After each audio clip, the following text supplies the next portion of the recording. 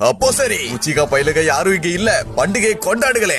அந்த சாம்பார் பயிலுகளோட தொல்லை இனி இந்த டோபிராமாக்கு இல்ல, அதுவே போதும். அவனுக்கு பண்ண வேலைக்கெல்லாம் இனி நரகத்துல அவனுங்களை வறுத்து எடுத்துட்டு இருப்பானுங்க. வேதனையா இருந்தாலும் எனக்கு அது ரொம்ப பெருமையா இருக்கு. வில்லேஜோட நிலவரை என்னன்னு பாப்போம். என்ன